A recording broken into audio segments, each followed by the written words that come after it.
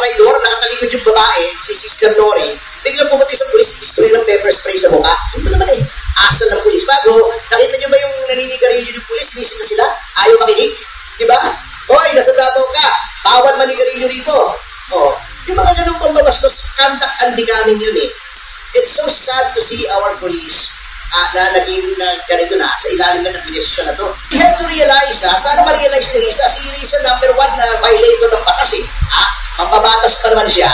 What's up mga kababayan, News That Matters here. Dito sa video natin ngayon ay ating panonoorin si Atty. Topacio mga kababayan. Grabe itong revelasyon ni Atty. Topacio no mga kababayan na kanyang sinabi na itong si Liza Araneta Marcos o ang first lady nga ni Bonget siya mismo nambabalahura ng batas mga kababayan. Paano ba naman kasi yung nasa picture no o larawan na nakalagay dyan isang clue na kung sino talaga ang mga tunay na utak o nagpapaandar ng pogo sa ating bansa. Grabe naman yan.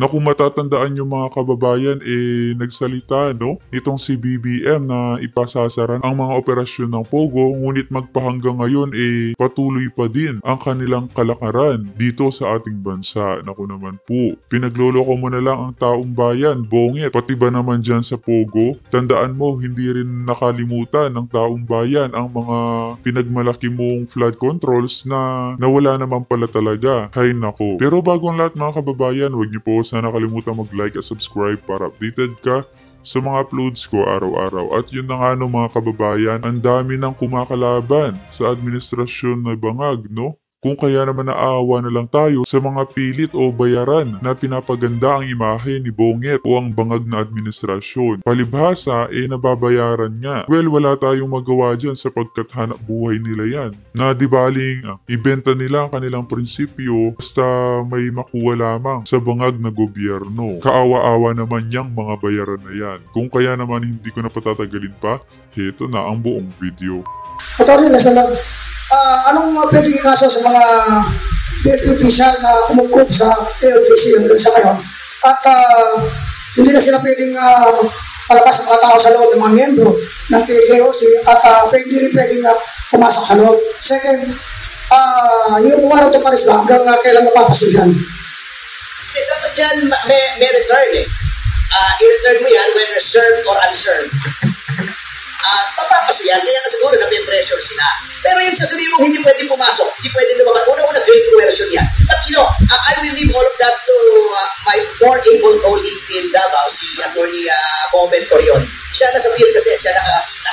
Pero nakita niyo naman siguro lahat ng video, yung isang babaeng ministro, yung isang babaeng opisyal ng KOJC, patraidor, nakatalikod yung babae, si Sister Nori, biglang pumunti sa pulis, spray ng pepper spray sa mukha. Ano naman asal ng pulis. Bago, nakita nyo ba yung naninigarilyo ng pulis? Nisip na sila, ayaw makinig. Diba? Hoy, nasa Davao ka, bawal manigarilyo rito. Oh, yung mga ganung pambabastos, conduct and becoming yun eh. It's so sad to see our police na naging ganito na sa ilalim ng administrasyon na to. Galing din po ako sa DILG. I was Assistant Secretary of DILG at one time during the time of Mayor Lim. At actually, in all fairness, kami ni Ping Lacson nag-away kami yan. Ako nagpawaran sa kanya, remember? Doon sa Nasir Cordito, murder case. Nagtabo nga siya. Diba? Yun ang ginagamit yung phrase na yun, fugitive from injustice. Hinirap ko kay Ping Lacson yun thanks sa Tata Ping. Anyway, at this no time na napaka-professional ng police. Even during so many administrations, napaka-professional ng police. Ito ang nangyari rito. Even nung ina-arrest na si Madam Arroyo, napakagalang, napakaayos ng police. Ang nangyari sa ating police, ang nangyari sa NBI. If there is one thing that I'd like to fault this administration is yung professionalization ng NBI at saka ng police force natin. Grabe. Basta hindi self-incriminatory kasi they have to realize, sana ma-realize ni Risa, si Risa number 1 na violator ng batas mambabatas pa naman siya. The Constitution guarantees pag isang tao ayaw magsalita, hindi mo pwedeng pilitin. That is part and parcel of the safeguards under the Bill of Rights. Ano ka, mas matindi pang Senado kaysa sa Bill of Rights? The Constitution is the highest law. Pag sinabing, I don't want to incriminate myself, galangin mo, huwag mong pilitin. Gusto mo, pakulong Pero, karapatan din ng tao na hindi magsalita. Makontempt mo kung gusto mo. Power niyo yun, hindi natin maki-question yun. O, binibigyan pa na sila ng clue, ha? But, to threaten, or to scare, or to bully anyone into giving up the right to remain silent and the right to against self-incrimination, ibang usapan yun. And we will not take that sitting down. Eh, kung si Lisa, laging talo bago, mananalo kulelat lagi. And sir, kamusta po ang client niya ngayon sa huling pakikipag-usap niya sa kanya? And siya po ba mismo ayaw niyang humarap kung siya po yung tatanungin dito sa mga hearings? Siyempre, sino ba naman gusto humarap sa isang body na yung ibang membro, hindi ko nila lahat, marami tayong kaibigan dyan.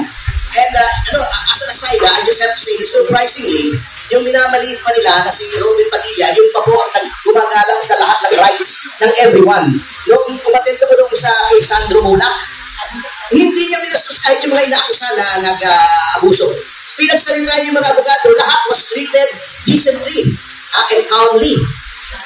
Eh yun pa ang may respeto sa human rights and the Bill of Rights, si Robin pa. Yung iba dyan, talagang akala mo mas mataas pa sila sa konstitusyon. Sisigaw doon, mambabastos, wag naman. Sinabi na ng korte, doon sa famous case of Berry versus Senate Blue Ribbon Committee. You should treat resource persons respectfully and in a dignified manner. Pag sila ay, whenever they avail of their rights, do not repay their exercise of their rights with insinuations. Sana sundin nila because pronouncements of the Supreme Court are part of the law of the land. Kahit senador ka, baka sabihin na, porket senador ka, di ba? Hindi pwedeng porket senador ka, hindi mo gagalangin yung sinasabi ng Supreme Court, yung pinag-uutos ng Supreme Court. According to our legal system, rulings of the Supreme Court become part of the law of the land. Batas yun. Yun din ay batas. Mambabatas ka, galangin mo batas. I'm looking at you, Riz Ontiveros. Next question. Ikaw, Joanna, tanong ka. Kaya kung mapapansin nyo mga kababayan, lahat ng mga kinasasangkutan ni FL Liza sa smuggling, sa Pogo, tila'y nababaliwala. Ito ng mga nasa Senado at Kongreso na kahit alam nila na may kinalaman ang bangag na administrasyon sa Pogo, patay mali siyang mga ito. Na bakit ba nababayaran kayo? O patuloy kayo sa pagsisipsip sa gobyerno ngayon? Grabe naman yan. Morning po, Attorney. Dante po, yung Attorney, ang tanong ko po, nakaraan kasi, natanong din namin ng DOJ, nagkasundo na rin po yata yung Senate House that the custody would be at the NBI. Ano po nakita niyo ba, bakit biglang nagbago yata at gusto namin i-take custody ng House? Nagkasundo ang Senate? Parang may nabanggit si Asi. Kasi walang waran ng Senate, nag-holiday Noong Thursday before the holiday, nabasa ko sa Janyo, inamin ni Senate President, ipacheck niyo ako kung dito to. Sabi ni Senate President Escudero, meron silang order of contempt. Pag-iba yun Order of contempt, sa committee level yun, you're held in contempt. Kasi ang pwede lang pong mag-sign ng warrant ay either the Senate President or the Speaker of the House. Si Tamdi. So, ang mangyayari dyan, after the committee has issued an order citing someone in contempt, it is forwarded to the office of the Senate President for signature. Sinabi niya wala pa siyang warrant. That is why sabi niya, ayan, i-google niyo po ito, kailan na naman. Sabi niya, makikipag-coordinate daw sa kanila sila sa House, which has the only standing warrant against Cassie Leo to ensure the attendance of Cassie Leo sa Senate hearing, which is going to be tomorrow at 10 a.m. Yun po. Ngayon, paano magkakasundo ang Senate at ang NBI na ang custody ay nasa NBI when the Senate does not have custody of Cassie Leo? You cannot give what you do not have. Leodat quod non habet sa Latin. So, isa po po, Attorney. Ano kayang, di ba nabanggitin nyo, parang may pressure sa NBI, sa higher up? Ano po kayang dahilan? Bakit? Ganun. Well, alam mo, I do not know any advantage na mangyayari kung siya ay nasa NBI. Problema pa, legal problem pa They could have just turned it over to, alam na nila, di ba? Several hours naman Di ba? Nalaman na huli, di ba? Pinroses sa Indonesia. Pinagshot pa ron, di ba? Et cetera. Sinakay sa aeroplano. 2 hours and 50 minutes ang biyahe ng aeroplano from Indonesia to the Philippines. Pagdating dito, may immigration pa, di ba? Then dinala pa sa immigration. Plenty of time to call General Taas and say, General, nasa amin na po si Cassie Leong. Ibibigay na po namin sa inyo kasi meron kayong order sa house to take her into custody. Ganun lang kasi hindi ko rin maisip. Kasi wala namang advantage eh. Namumblema lang sila eh. Okay, namumblema sila. Ngayon, ita-turn over nila. Sana tinurn over na nila. Pwede naman kung gusto nilang i-inquest. Pwede naman nilang i-inquest doon o pwede lang sabihin sa house, dali nyo rito sa DOJ for inquest. Eh bakit? Ito pa isa pang overkill. Alam nyo nung inaresto, dami-dami sa sakit. May SWAT pa. Takot babae. SWAT? Hello? Over. Ano yan? Jumaya Islamiyah. Galing Indonesia. Nakiteting talagang buhay ito. Talagang napapailing ka na lang eh. Kung matinuwang tao, patatawa kang hindi maintindihan eh. Kaya nga sabi sa amin ni Casey Constantino, nung ini-interview ako, sensya na kayo, matalitan lang ako ngayon, dami ko na inom na kape. Sabi niya, kasi natawa ko, sabi ko, bakit harboring a fugitive? Maybe because she was caught near a harbor. And then tumawa ko, sabi ni Karina Constantino, attorney, this is no time for jokes. Sabi ko, well, the whole thing is a joke, so pardon me for laughing. Talaga nakakatawa eh. Inkoy. Last 2 questions tayo. May manok ka? Meron pa. Ano pa naman eh? Isa lang, on Mr. Kibuloy issue po, attorney. Nagkausap ba kayo ni Pastor Kibuloy? Kasi meron din mga nagsasabi, para matigil na yung komosyon o anumang violence, the only way is for him to surrender and face the process of law. Meron pa ba kayong ganun maipapayo para yung mga pulis hindi napapasok o hindi rin magkakagulo? Paano kung gagawin niyo po, attorney?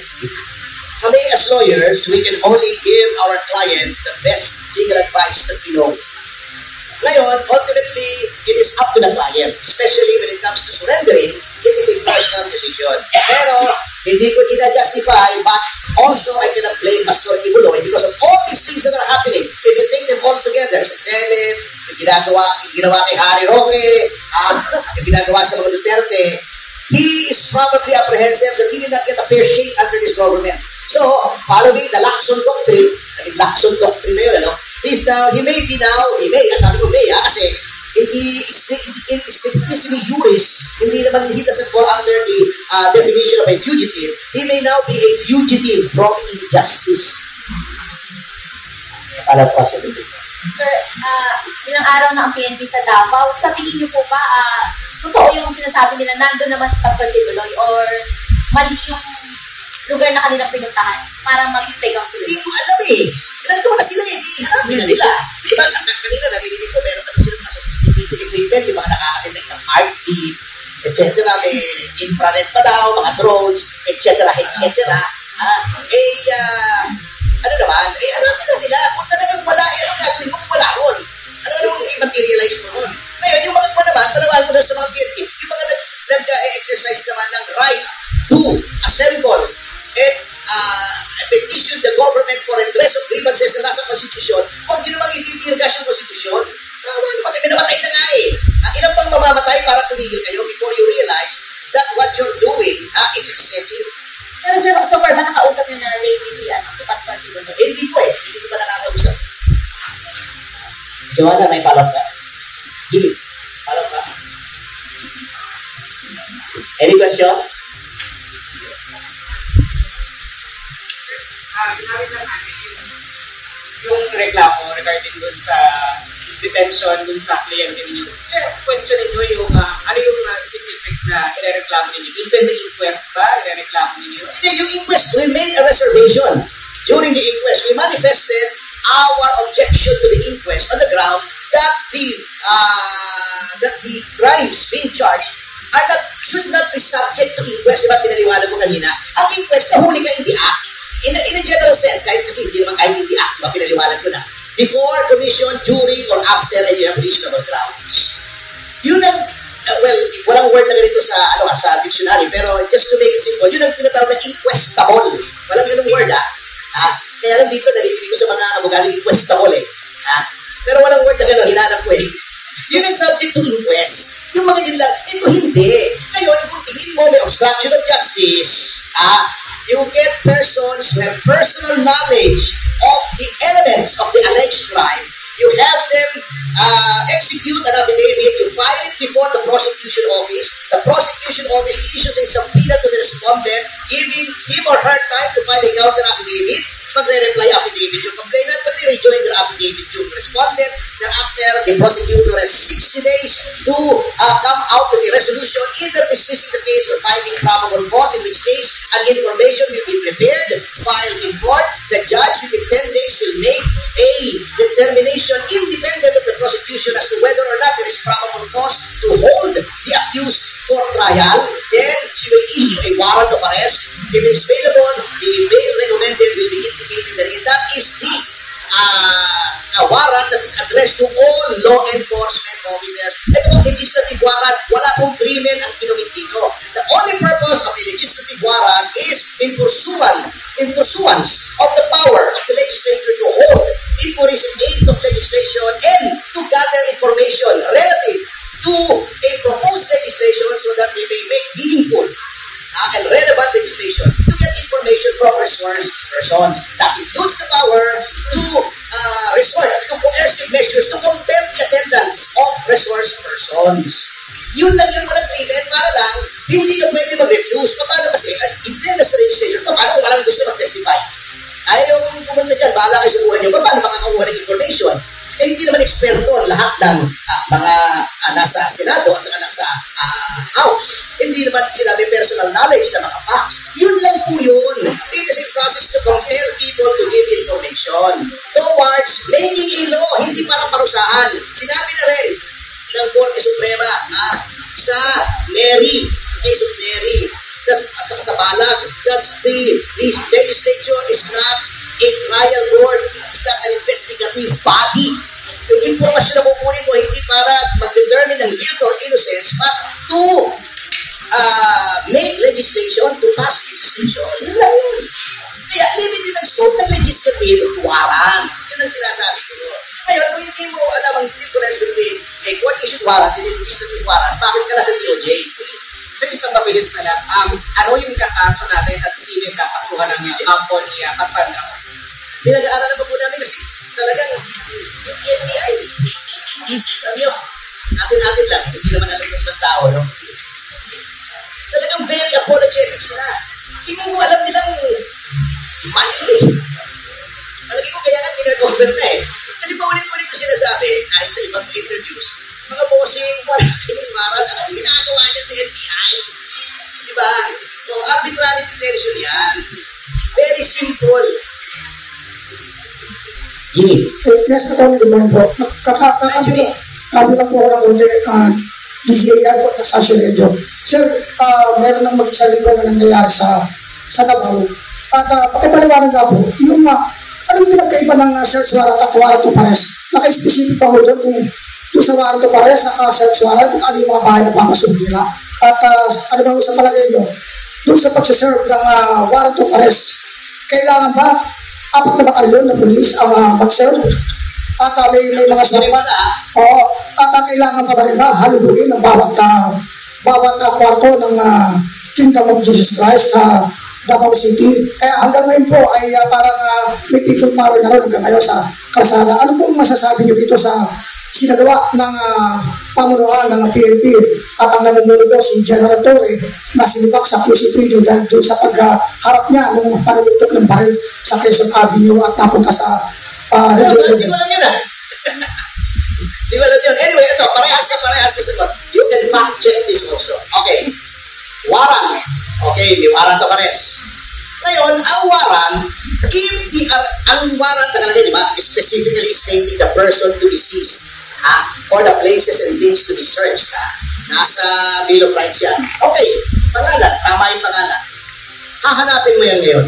Now, if the arresting officer or officers have reasonable grounds to believe that a person is inside the house, room, enclosure, etc., pwede po silang pumasok doon. Pwede naman. Wala naman kaming sinasabi hindi pwede.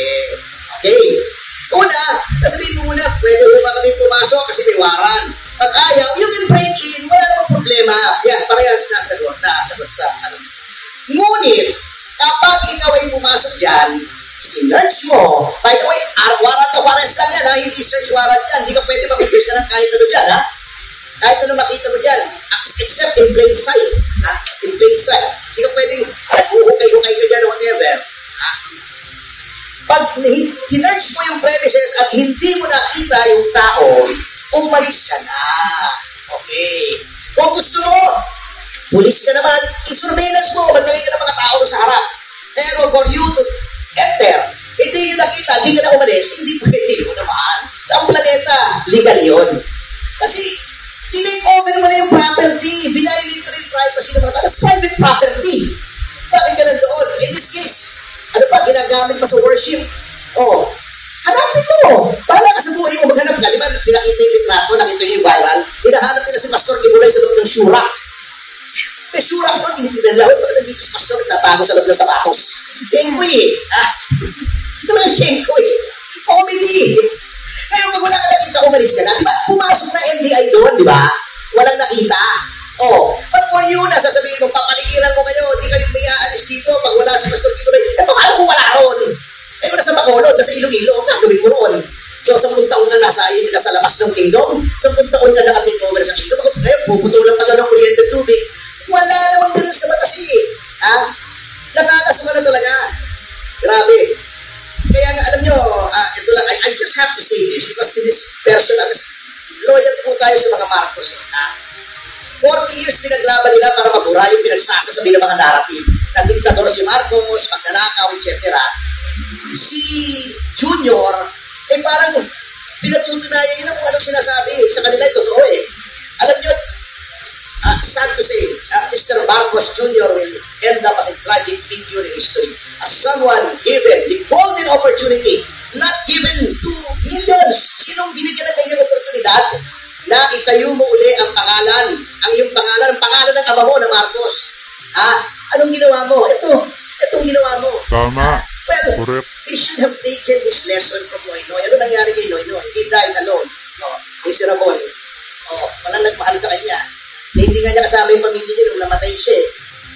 It's going to be a tragic figure, I'm telling you. History will judge him accordingly. At 3 taon na lang yan. Yun nga sinasabi ko, someone should be whispering in his ear, look behind you, you are but a man. You are not a God. Other topics, sir. Huwag lang love life, ha? Hello po, sir. Joanna Casilaw ng GMA News Online. Sir, may updates po ba kay former Congressman Teves sa Timor-Leste? Wala. Alam mo pa rin. Anyway, maybe I'm able to say this. Nagpipilo lang ako. Actually, anyway, this is a done deal. Mr. Teves has resorted to the remedy of bringing the matter of his harassment and political persecution before the United Nations Commission on Human Rights. We have retained counsel in the Netherlands and they have made filings before the UN. 2 filings in fact. One is invoking his right and complaining about violations of his human rights. And another is an application to the special rapporteurs to look into the case and see whether or not there is a violation of the rights of Mr. Teves as an individual and subject of international law under both the United Nations Universal Declaration of Human Rights and the International Treaty on Civil and Political Rights, both of which the Philippines is a signatory, and therefore under the law, under the doctrine of incorporation, they become also part of the law in the same level as acts of Congress. Therefore, dapat sundin ng ating gobyerno. Yun ha, bago yun ha, update yun. Sir, kailan niyo po yan pinag-aral? Last week pa. We have this is a law office na nag-specialize sa mga ganitong violations. Parang if you recall, in 2011 or 2012, when I was representing former President Gloria Macapagal Arroyo, di ba yung asawa ni George Clooney, si Amal Clooney, filed a similar application, and the United Nations Working Group on Human Rights held that the rights of Mrs. Arroyo, most specifically the fact that she's being held without bail and was being deprived of due process, violated her human rights under international law. Kaya po magiging saying. Kanya lang, noong time na yun, itong si Laila de Lima, ay, sabi niya, hindi namin susundin yan, hindi valid yan. Pero nung siya nakakulong, pumunta rin siya roon. Ito yung kaipokituhan ng ibang tao, no? Nung panahon ni Arroyo, hindi daw tayo kilalanin nila yung baliwala daw yun. Nung siya nakakulong, doon din siya pumunta. Sa same body, sa UN. Nagpadala pa ng special ng fortune na magulong buhok dito, di ba? That is how hypocritical some people can be. Grabe. Sir, sorry, itas na po. So yung appeal nyo, yung motion for reconsideration nyo po regarding the extradition, wala pa po yung result? Wala pa. Di ba sabi ni Clavano, eto nandito sa akin yung litrato Di ba? Natatanda niyo ba yung headline na yun? Eto, sabi ni Clavano, Neves will leave the country by the end of July. Teka, ano pecha na ba? 26 of August na. End of August na. This is the same DOJ na nagsabi, Neves is being protected by warlords in East Timor. Nandiyan din yan, Google nyo yan. Ano warlords? Ba't yung bansa yung East Timor? Ito rin the same DOJ na nagsabi na darating na si Neves, di ba nagtakbuhan yung mga kapatid natin sa press doon sa airport, wala naman Neves. This is the kind of DOJ we have. Puro fake news, puro shortcuts, puro legal shortcuts. Wala na inintindi, grabe. Hello.